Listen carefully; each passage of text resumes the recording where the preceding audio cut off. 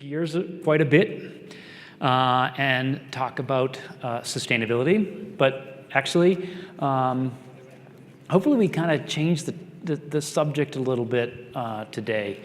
My name's Kevin Mayette, and I work for a company called Bluesign Technologies. Just curious, anybody in the room familiar with the name Bluesign Technologies? Cool, a few of you.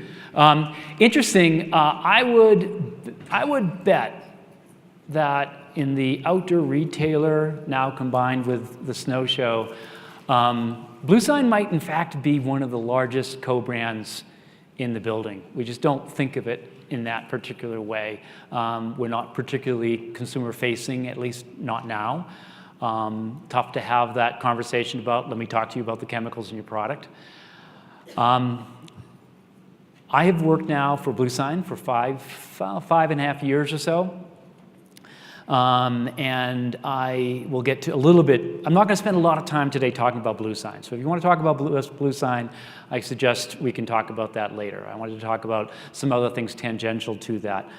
5.5 years with Bluesign, I am the brand person at Bluesign. And anyone who knows Bluesign knows that there's a lot of very technical people in the organization. It's a very technical organization. Prior to that, my career was in a major outdoor retailer, REI, and I was there for 27 years. And I ran quality research and testing, ultimately sustainability, product sustainability, and supply chain sustainability. And that was my lead-in to working with one brand. Now I work with many brands around the world. So a little bit about what I'd like to cover today, and I figured I'd start with a summary, and then hopefully we cover this as we go through here. Kind of an important point. The fact is that the processes that support sustainability are some of the fastest moving right now, fastest changing. What was a great practice a year ago or so is now becoming sort of commonplace, and next year it's going to be somewhat mediocre. But the really important point, and hopefully we'll drive this home today, is that as much as we want to talk about how great and how important it is to be sustainable, interesting, when the outdoor industry launched the work of the Sustainability Work Group, I would argue that we should have not called it sustainability. We should have called it excellent business practices. Because when we start talking about what it means to be sustainable and how you actually progress down this path, we often get to the place of, these are just great business practices. And in many ways, it makes you a better organization. So when you look at the ocean of opportunities or ocean of things that you can do, whether it be certifications or actual choices of material to what have you. And Bluesign is amongst this. We realize that it can be quite daunting because the clarity of what these actually mean is far from a good process right now. And we're working as an industry to improve this, but it's still very much a reality. So if it's hard for the industry to understand it, can imagine how difficult it is for the consumer. But I'd like to touch upon something, because we're going to talk about traceability and transparency a bit today. And I wanted to make sure that we're clear on these two words, because they're interrelated, but they're not the same. So traceability. Traceability is really about how well can you actually follow something, whether it be from the beginning to the end or the end upstream to the beginning. And it could be a product, it could be a material, it could be, in fact, we at Bluesign are very focused on substances, materials, chemistry. In this particular case, it could be a Swiss cow. We're a Swiss company. So I was out on a hike near our headquarters, and I saw this and said, oh, that's a perfect traceability example. Being able to follow something all the way back upstream and actually follow the lineage of that cow. Transparency, however, is how much you're willing to share or how much you can share about what you know. And as with the case of sustainability or supply chain, oftentimes what's above the surface is much less as compared to what's below. And this is a really important point, because you can only be as transparent as you know. And so this is where the transparency and traceability have interplay. So let's talk about your supply network. And there's a little asterisk here. You really don't know your supply chain as much as you think that you do. And I can actually be pretty bold in saying that. We'll get to why in a few minutes. I've spent a lot of time looking at a lot of organizations' supply chains. And the challenge is that it becomes pretty fuzzy and pretty opaque pretty quick. So some of you may have seen this diagram before. This is the textile supply chain. And there's a lot of similarities between the textile and hard goods. We're actually going, as an industry, going to be working on a version of this for hard goods as well. Oh, by the way, at the end, you can have all these slides here. There'll be a place where you can actually download it. I'll have a URL. You can actually take a picture of it. So feel free to take any pictures of this here, but you can get, matter of fact, you can download this diagram from the Outdoor Industry Association website. And this is important because as an industry, we were not very good at actually defining what our different parts of our supply chain were. And so this is actually becoming hard-coded as the language of the tiering of our supply chain. And you may use different language in your own organizations, which is fine, but to work and collaborate, we needed a common language. So some of the more important things, obviously some of you are retailers, some of you are brands, and then we start coming through the organization or the supply chain, whether you're a trading company and you're putting together a package for products for brands, you're a tier 1 manufacturer where finished goods come together, you just develop materials. You don't have a facility, but you're a converter and you actually produce a material. Tier 2 is kind of where a lot of it's at when it comes to material, particularly in the textile world, is where materials come together and become a finished material. And fibers, down, yarns, all of that come together with what we refer to as Tier 3. And then way upstream, we have Tier 4, where you have agriculture and extractive. Interesting, why this diagram is actually particularly helpful is because when it comes to one of the more challenging aspects of our industry is chemistry. Is that chemistry is not Tier 5. Chemistry is, in fact, a separate supply chain unto itself. And this is not any different from the hard goods side and the apparel side. It's just that you have different chemistries coming in at different places. For example, if you're producing a material, a lot of chemistry is used in Tier 2. But if you're producing a denim, then a lot of it comes in at Tier 3 and Tier 1. But also the important thing is that the chemical world is also multi-layered. And how that chemistry actually comes about is particularly challenging. Incidentally, let's not make this just purely lecture here. If there's any questions as we go through this here, feel free, interrupt. I'm totally flexible on this front. We're going to focus a bit on the Tier 2, mostly, maybe a little Tier 3 in the upcoming slides when we talk about that. So this is really, and we're going to talk about textiles for a second, but again, you can cover this into the hard goods section as well. So I know you don't all know exactly what Bluesign does here, but I dug into some of the reports that we have over the past year and a half. And these are reports for Tier 2 manufacturers of material. And what I was looking for is I really wanted to understand, first time we go into a facility, how much of the processes that were actually coming out and producing a finished material were actually in that facility. And interestingly enough, a good number of them are not. Not surprising, but I was actually kind of surprised how many were not. In fact, about 50 to 60% of the, and I just randomly grabbed a bunch of audits, 50 to 60% of them had processes that weren't in their facility. And some of these processes are, circled them here, are of particularly challenging process, whether it be dyeing, printing. Here's one for the hard goods and the folks in the room for electroplating. And some of these, they say, they weren't even sure where they were going, who it was. And so, mind you, they wouldn't produce a Bluesign approved material until this is corrected. And this is not to point out that this is a problem. It's only a problem if it's not being managed.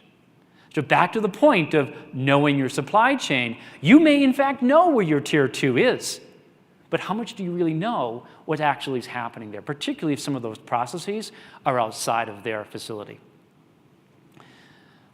So here's one that we can talk about maybe a little bit later afterward, coding. Coding not being done in the facility.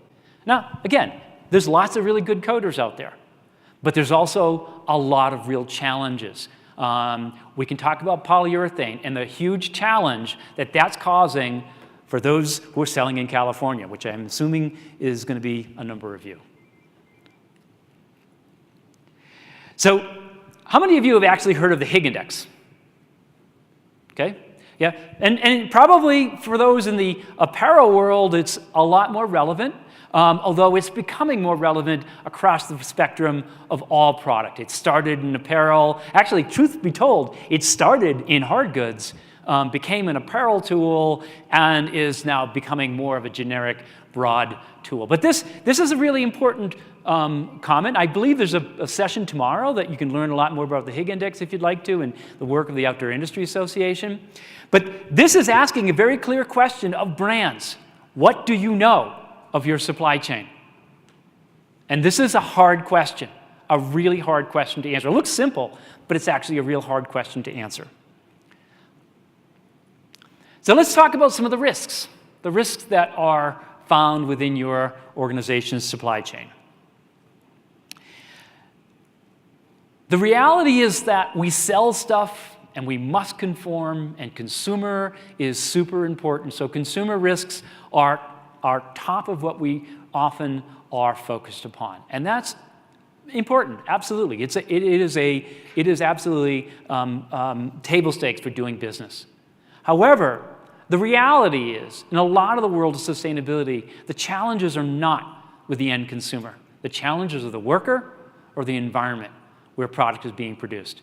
And the risks that you face could be the fact that you're you're not in compliance with regulation. We just were alluding to some issues in California.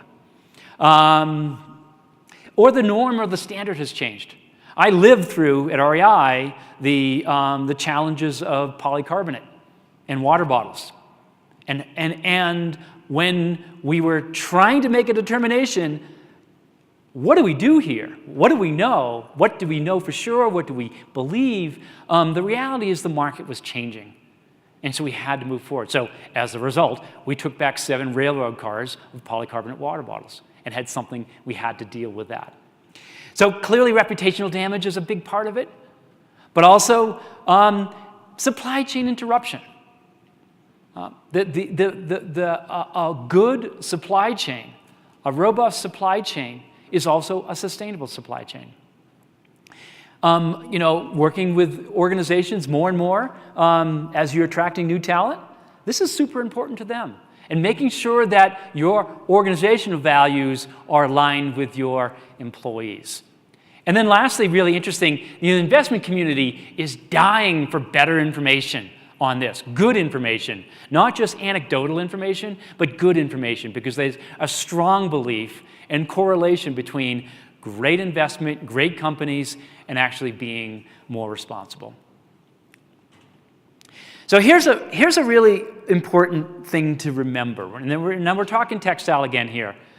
When you look at the typical, and we're going to talk a tier 2 material manufacturer, a typical tier 2 material manufacturer, when you consider everything that goes into that facility and then what goes out of that facility, there's only really 3 things that go in it: material, energy, and water. Chemistry is just another material. Of all the chemistry that goes into that facility, only about 10% of it actually exits that as a part of a bulk roll of fabric. So what that means is 90% of those chemistries are going elsewhere. Some of it's recycled, which is great, but most of it is an emission, whether it be an air emission, which you can't see usually, or it's a water emission, or it goes out in waste.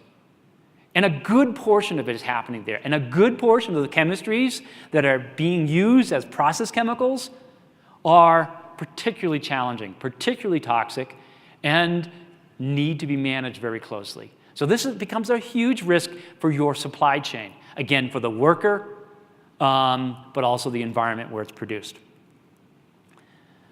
So if you've been into a facility of any type, it could be hard goods or a soft goods material manufacturer, you see the barrel, you see the blue barrel, and you say, hey, that's a chemical. And the reality is it's not usually a chemical. Sometimes it is, it's a single chemical, but most times it's a mixture. And that mixture is a combination of a whole bunch of other chemistry that, when we showed the layers of the supply chain, for example, a dye stuff can have upwards of 6 layers of what we call synthesis, of creation, to actually produce that dye stuff. And if every place along that path of making a dye stuff, you don't have 100% chemical reaction, and you may have anywhere from 20 to 40% waste, known as impurities, you can believe that there's a lot of waste that's created, and many of those wastes are toxic. And frequently, the challenges you face in chemistry is not what you intended to make. It's what you didn't intend to make. It's what goes along for the ride when you're doing synthesis. In fact, the challenges we face in water repellency for PFC or PFAS chemistry is usually the byproduct. And that's important to note, because when it comes down to chemistry, it's all about quality. If you can produce a high-quality chemistry, you can actually produce a much better chemistry. So it's important to understand that that when we talk about these things here, it's really about, I managed quality for so many years. This is no different. This is another dimension of it. So there's many really good chemical suppliers in the world. In fact, many of them are part of our system.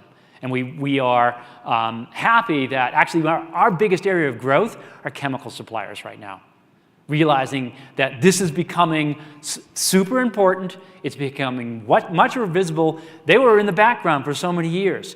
Now it's become a really important thing to be on top of. And they say, you know what, we really need to go down the path of Bluesign. Unfortunately, there's still a tremendous number of those who are not on target.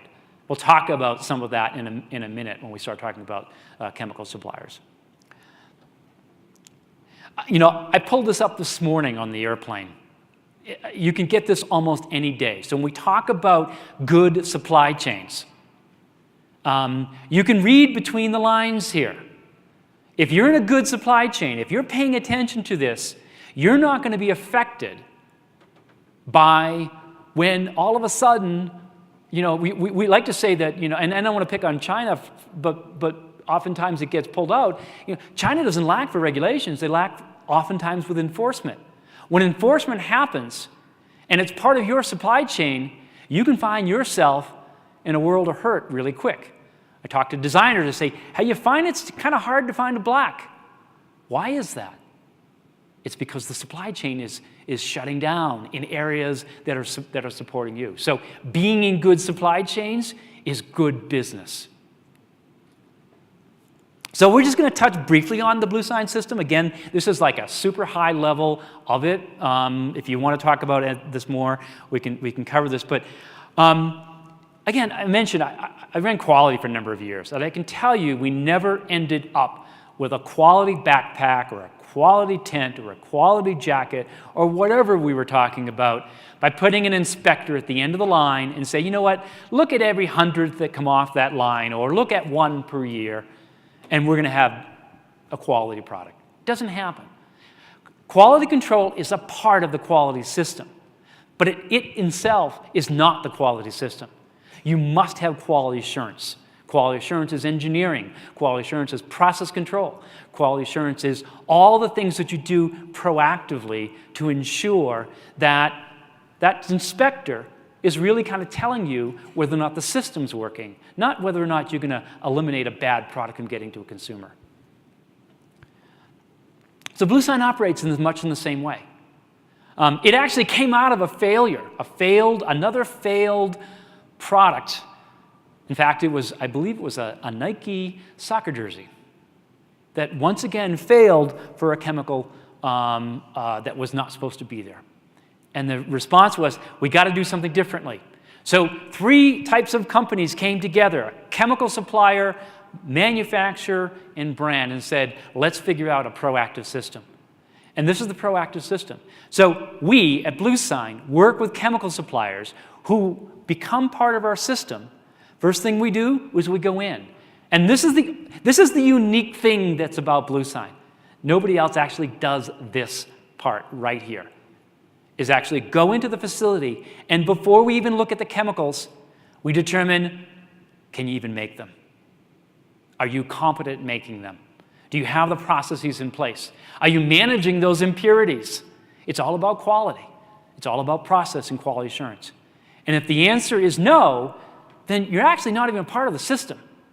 But if the answer is yes, then we move on to the chemistry itself and look at it for all the different issues that could be associated with the chemistry, getting into the granular level of all the chemistry. Similarly, we work for a manufacturer. Same thing. We say, okay, let's look at your facility. We know that 90% of the chemistry is not even going to go out with a bulk roll of fabric. So let's look at your water emission, let's look at your air emission, let's make sure you're completely in managing this here. Matter of fact, the Bluesign audit in a facility is, bar none, the most rigorous. There's no such thing as, we do mass balance. So we know everything that flows through that facility. We could replicate that facility if need be. We don't. We actually have a trusted relationship with them, and that's why we actually get to the truth. And then once we've moved on beyond there, we work with them on the materials and say, okay, you're producing polyester, you're producing, you could be producing zippers, you could be metal zippers, it could be a whole host of other things, and work with them to understand all the chemistry and everything that's necessary to make that. And then work to make sure it's only good chemistry and they're completely in control of materials. And then lastly, work with brands. Brands are where it all comes together. Brands drive so much of the decisions as to what goes into a product and where it's made. I personally actually work with brands on assess where they are on their journey, and then ultimately help them in their product development and actually really make better material choices and in working with their supply chain. So this is Bluesign at a 50,000-foot level. There's a lot of detail, obviously, behind all of that. So I really am privileged because I get to work with the best brands in the world who are working on this. And I have personally been to each of these and have assessed them, where they are, and actually working on this here. And it's been, it's a great, I learn every day, every time I get a chance to work with these organizations. So what I'd like to do for you now, and so this is sort of the next step here, is kind of pull together what are some of the best practices across the spectrum of these brands. And it really falls into about 7 different categories. So we'll skip through these pretty quickly. Again, there's a lot of material, there's a lot of writing here, so I apologize for that. But again, at the end, if you want a copy of this, you can download it from our site. This sounds really bureaucratic, but it's actually so important. Start with where are you going? Why does this matter? What's your strategy? How are you going to get there? What's your management? Oftentimes you have a quality management system. You really need a sustainability management system. It could be one and the same. But document that. Don't go overboard, but make sure you're clear on how things get done. And then lastly, policy. Making sure, if you choose RDS down, make sure that is in fact a policy. It's not a loosely held policy. I often will go into a brand and they say, well, we do RDS down. Great. I find a material developer. And oftentimes, if they're not clear about where their policy is, you can find someone who's new to the system doesn't see it happen. So it's just being clear about where you're going in this process. I touched upon this here. It's interesting. Many people ask me, Kevin, we'd love to, we're really going down this path of sustainability. We're going to invest, we're going to add to staff. What do I need?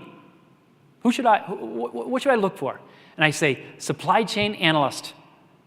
Number 1. It's like, wait a minute, that's not a sustainability role. I said, yes, it is.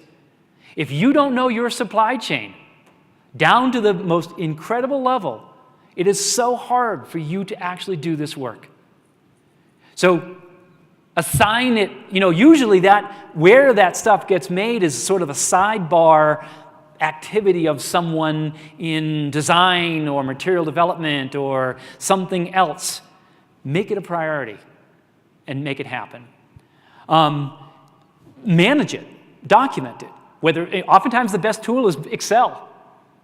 But, and there's actually no one tool that spans the entire supply chain.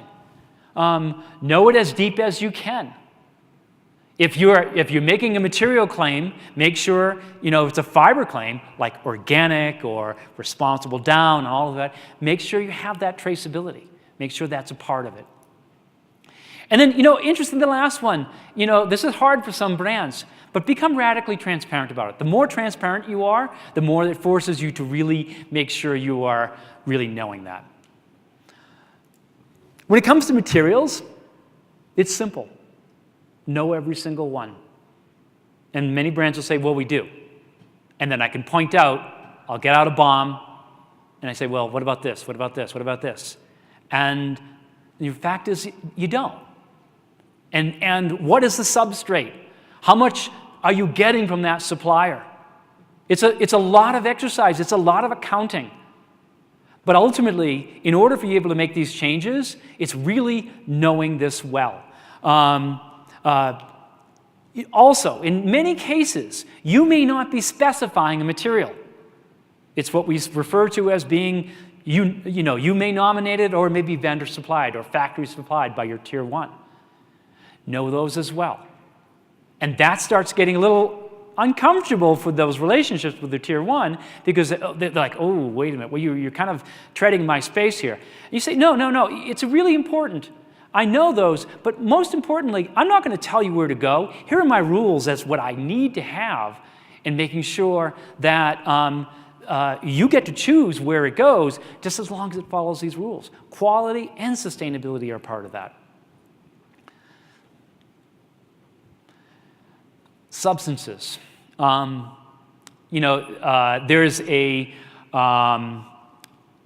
an incredibly important need to know a lot more about how your organizations are managing chemistry.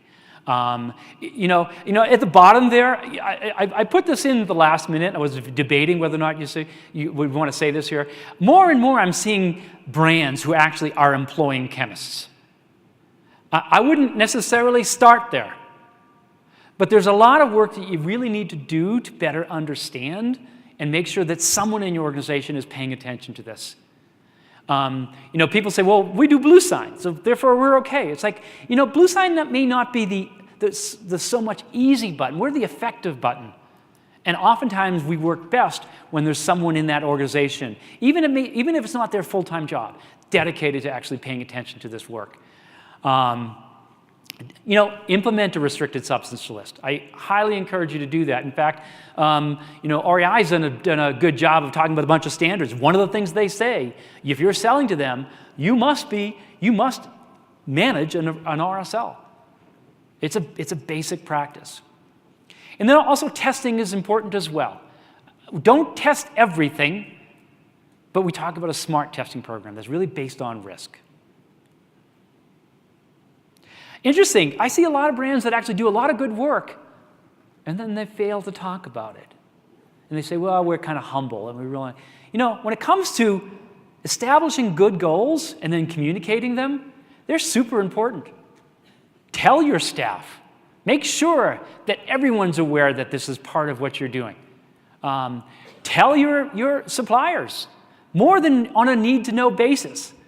Be open with them. Have conversations. They'll point out where you've actually got some holes in your own system and being able to actually fulfill those goals. And then ultimately communicating with stakeholders or at least being prepared to having that conversation. And then measure, and report religiously. And then lastly, and these start getting into some really challenging things. The last one, the social labor program, absolutely not. Interestingly enough, you don't have to have I'm doing all the audits in this facility. I mean, absolutely, matter of fact, I'd encourage you not to. But be engaged. If you don't have a social program, be engaged with those that do. The whole challenge we created in the apparel industry and just in consumer goods was that we focused on compliance rather than how do you make things better. But clearly you want to have oversight. I had one brand actually when I was running the social program at REI who I asked them about their social program and they said, that's easy, Kevin. I just go in the places where you are.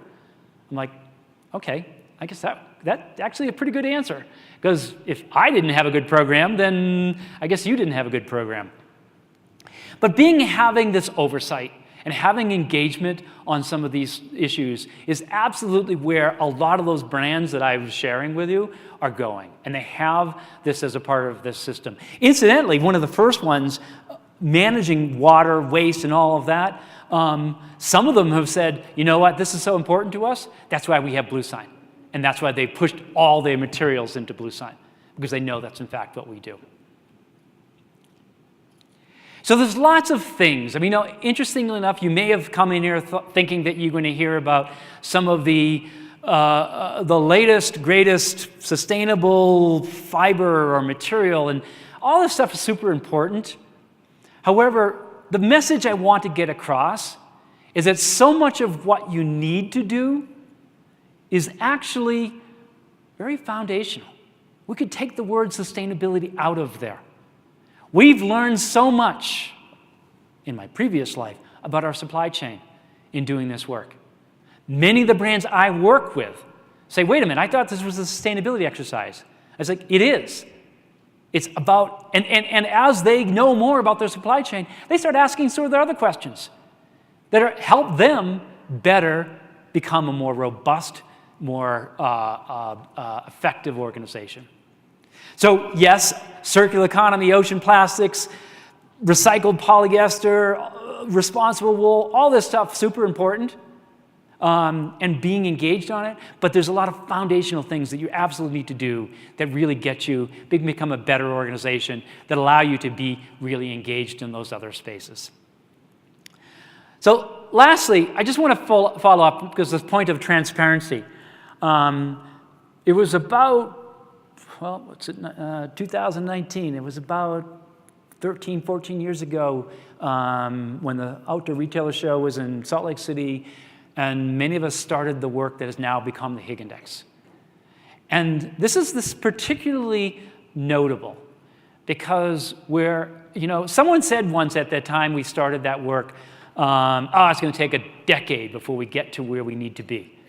And I think myself and others have said, no way, we can't wait that long. And the reality is it's been more than a decade. And the work that's been done has been incredible, is learning so much about the supply chain. So where we're going and where the Higg Index is going is a set of tools that work with your facility and help your facility better understand where they are, asking the right questions, making sure you're measuring the right thing. Similarly, coming up in March is what's called the new brand retailer module. And I guarantee you it's going to be hard. Not inappropriate, but hard. It's going to be an incredibly useful tool to learn where you are as a brand and where you need to be going and where are your gaps.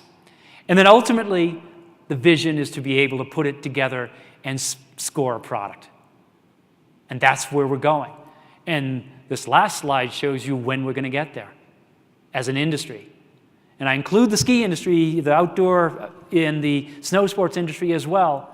By 2020, this is going to be completely public-facing. Last year was the facility module became available. Not too many facilities have a conversation with consumers, but still, it's now coming to fore. This coming year, with the advent of the new brand module, there's a lot of brands out there that are really excited about the level playing field. It's going to allow for organizations to be able to talk about what they're doing. It's not about, when we started many years ago, it's like 1,000 random acts of greenness. It's clarity. It's clarity. And then ultimately, it's going to come down to a product. So you can take a picture of that, and you can download from there if that is of interest. And that's what I had to say today. If anyone has any questions, I'd be more than happy to take them.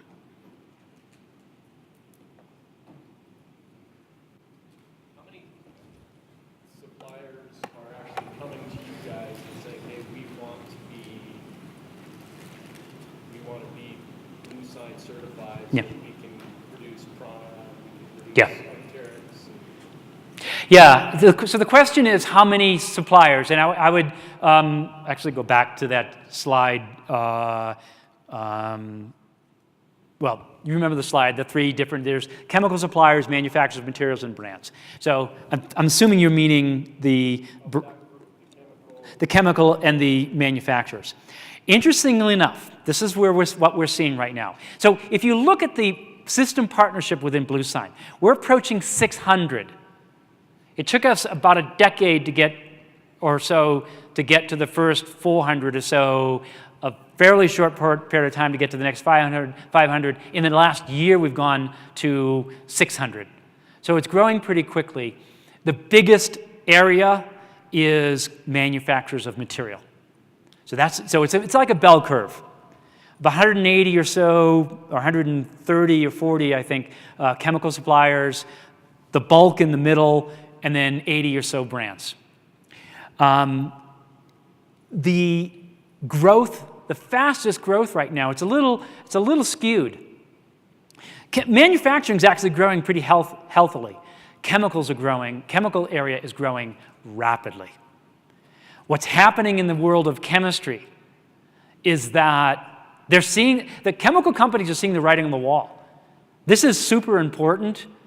And they recognize that there's really only one way to get to the place where you have that highest level of assurance, and that's Bluesign. And so we're seeing, as we're going, like for example, going into India, and we weren't in India in a manufacturing way, in a big way, the first olive out of the jar is the chemical companies. And they have absolutely been, first ones come and then a rush. That we're beginning to see in that space, which allows us to get into a lot more material that ultimately services the brands. So in the past, clearly, the manufacturers have come to become part of our system primarily because of the pressure from the brands. No question. But our biggest opportunity, and this is something we still have, because we talked a lot about chemistry here today, but the reality is, chemistry underpins everything. And the fact, when you look at resource efficiency, When you use better chemistry, you actually use less water. And a lot of the materials are being produced in water scarce areas. Energy is super important. Energy costs money. Carbon, greenhouse gases are, the less chemistry you use, the less water you use, you don't have to heat it up, you create less greenhouse gases. So our biggest opportunity, and this is what we're capitalizing on, is resource efficiency. How do you actually become a better, more resource efficient supplier? And then from a brand perspective, that's who they want to be with, not just because they are producing things in a more sustainable way, but it's actually a much more reliable way, and it's a more robust supply chain. So the growth has come from brand pressure, but we still see a number of them that are coming because they absolutely realize that if they're going to, there's a couple of brands out there have made it very clear. If it's not a Bluesign approved material, I don't want it touching my product. Way down in the corner here.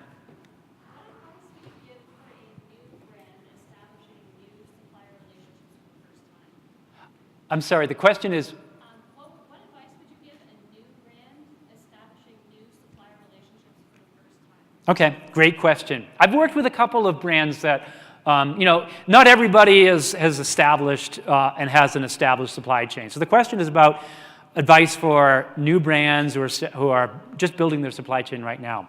Number one is same advice I give to the established brand, is know everything about them that you can, including where all the subcontracting is going on.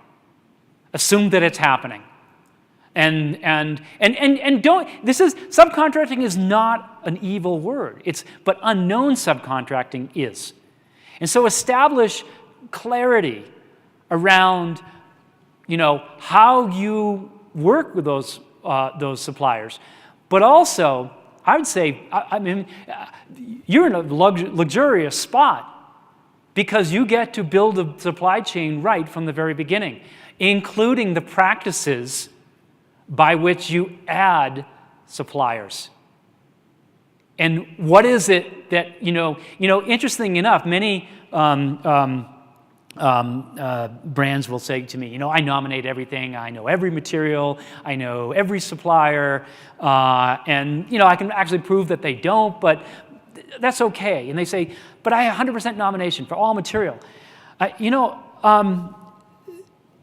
I look at the supply chains of a lot of organizations, and I don't believe that 100% nomination is a best practice. Because every time you nominate a material as a brand, you're absorbing that, you're taking on that risk. So you may want to do it because it's a performance that you absolutely are going to work on. But as long as you've got the processes that work with those organizations to say, hey, these are our expectations.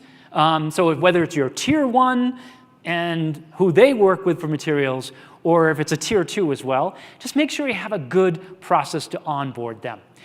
I also can look at a brand and say, oh, it's really interesting. When you see enough of them, you can look at a brand and see their supply chain and say, oh, you're very much driven by your design organization, which is fine. But when you see that they've got 5 different suppliers that produce unobtainium, and they're not Bluesign system partners, and they know nothing, it's actually high-risk material, and they know nothing about it. It's like, that's actually not a good place to be. And I'm not going to tell you what's the right number. Is it 1? Is it 4? Is it 2?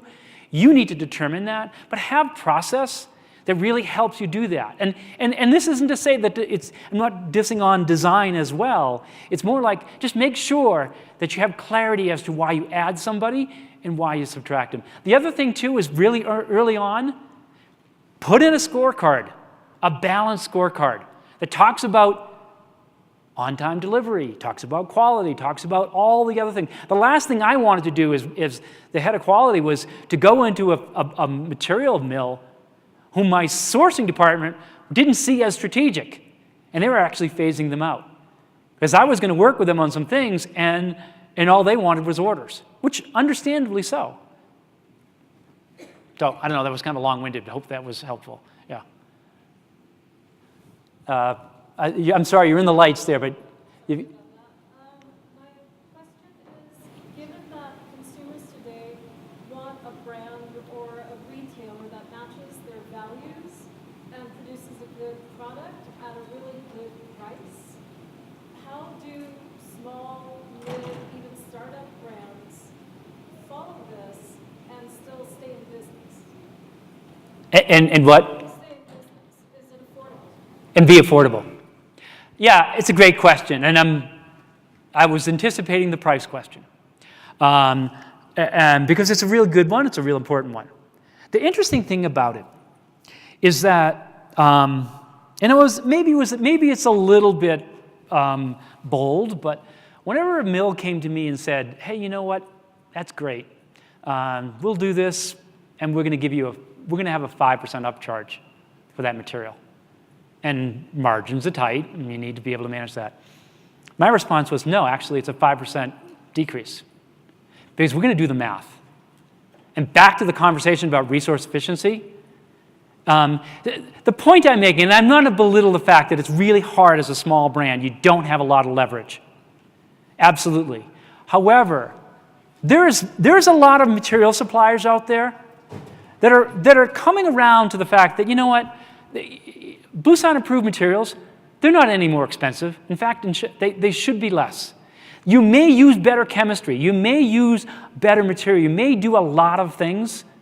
But the reality is, when it ultimately, in the end, we keep on putting sustainability as costing more. And it's not. But I appreciate it takes the hard work to find them and to have those conversations. The reality is that when you're down the path, as a small brand, as a large brand, talk about it to your consumers. I mean, being upfront that this is important to you and these are things that you're doing. There are times when it will cost more, absolutely. And the important thing by putting in the balanced scorecard is that you can make decisions for the right reasons. I'll tell a material developer, don't make a choice just for sustainability. If you make a choice for the sustainability and you've ignored the cost part of the component, and you've ignored the quality part of the component, and you've ignored other things that you must do, then you're actually making the wrong choice. And so there's no short answer to that very complex question, other than the fact that I was actually teaching at a school in Rhode Island last week, and someone was saying, this really matters to me, and how do I act? The reality is that there's no shortcut in, you really do need to learn a lot more about the space, what's going on, what matters and what doesn't.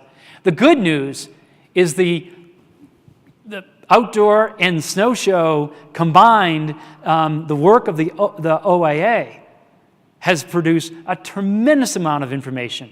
And not only that, there's a lot of peers that have a lot of ability to share on that there. So the short of it is that all that comes through educating yourself.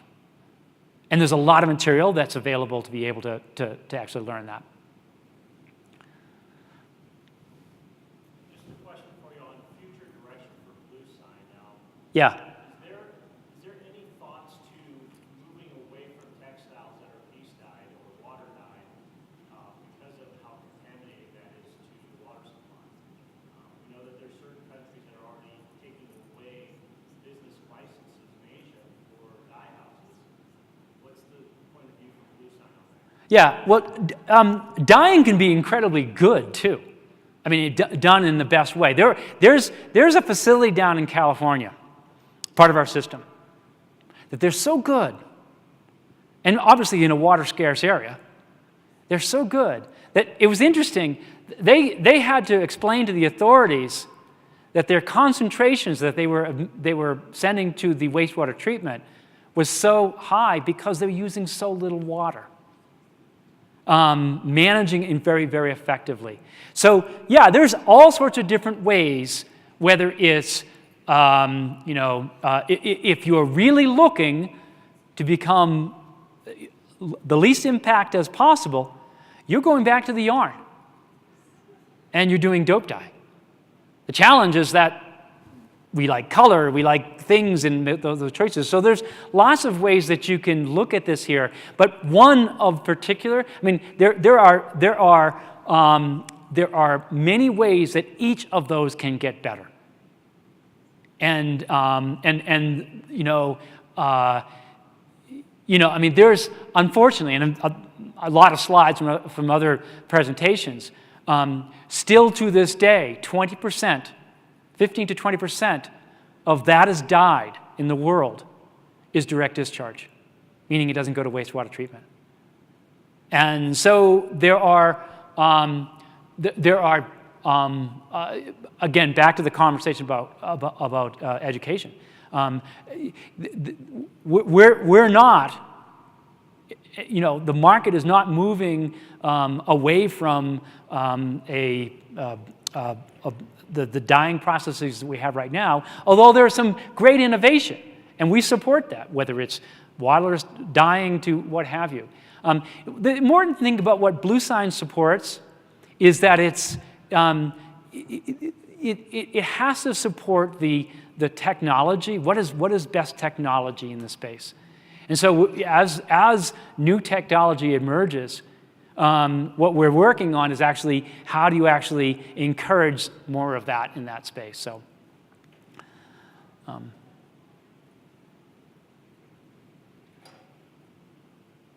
any other questions?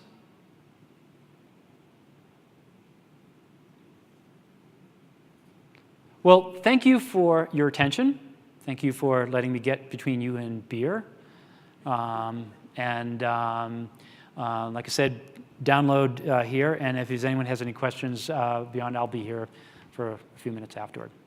Thank you.